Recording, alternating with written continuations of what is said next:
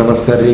ಇವತ್ತು ಬಾಯೋಡೇಟಾ ಬಿಟ್ಟಿನಿ ಬ್ರಾಹ್ಮಣ ಸಮಾಜ ಹುಡುಗಂದು. ಆ ಹುಡುಗಂದು ಅಪೇಕ್ಷೆ ಕಮ್ಮಿ ಅವ. ಹುಡುಗಂದು ಪ್ರಾಪರ್ಟಿ ಚಲೋ ಅದ, 20 ಎಕರೆ ಹೊಲ ಅದ, ಮತ್ತು 30 ಲಕ್ಷ ಪ್ಯಾಕೇಜ್ ಅದ ವರ್ಷಿಗೆ. ಹುಡುಗಂದು ಸ್ಥಳದ ಗುಲ್ಬರ್ಗ ಸಿಟಿ ಅದ, ಜಾಬ್ ಲೊಕೇಶನ್ ಅದ ಬೆಂಗಳೂರು ಸಿಟಿ. ಹುಡುಗ ಕನ್ನಡ ಮತ್ತು ಹಿಂದಿ ಮಾತಾಡಲು ಬರ್ತದೆ, ಇಂಗ್ಲೀಷ್ ಮಾತಾಡಲು ಬರ್ತದೆ. ಮತ್ತು ಹುಡುಗನ ಡಿಮಾಂಡ್ ಭೀ ಕಮ್ಮವ. ಹುಡುಗಿ ಯಾವ್ದು ಭೀ ಕಾಸ್ಟಲ್ಲಿರಲಿ ನಡೀತದೆ. ಮತ್ತು ಹುಡುಗಿಗೆ ಕನ್ನಡ ಇಲ್ಲ ಹಿಂದಿ ಮಾತಾಡಲಿಕ್ಕೆ ಬರ್ಬೇಕಾ ಇಟ್ಟು ಅಪೇಕ್ಷೆ ಅದ.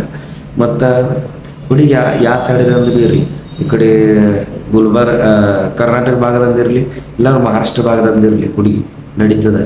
ಮತ್ತು ಹುಡುಗಿ ಕಡೆಯಿಂದ ₹1 ಖರ್ಚು ಮಾಡೋದಿಲ್ಲ, ಫಕ್ತ ಹುಡುಗಿ ತೆಂಗಿನಕಾಯಿ ಇಟ್ಟೆ ಕೊಡೋದು.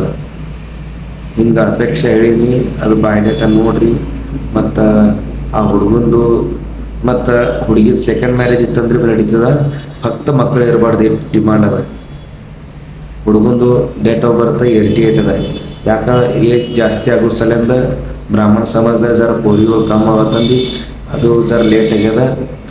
ಅಟ್ಲೀಸ್ಟ್ ನಿಮ್ಗೆ ಹುಡುಗನ ಮೆಡಿಕಲ್ ಸರ್ಟಿಫಿಕೇಟ್ ಬೇಕಂದ್ರೂ ಸಿಗ್ತದೆ. ಮತ್ತು ನಿಮ್ಮದು ಮೆಡಿಕಲ್ ಸರ್ಟಿಫಿಕೇಟ್ ಅವ್ರಿಗೆ ಕೊಡಬೇಕಾಗ್ತದೆ. ನುಸ್ತ ಹುಡುಗಂದೇ ಬೇಕಂತಂದೆ ಅಂದ ಬಳಕ ಅದು ಸಿಗ್ತಿರಲ್ಲ.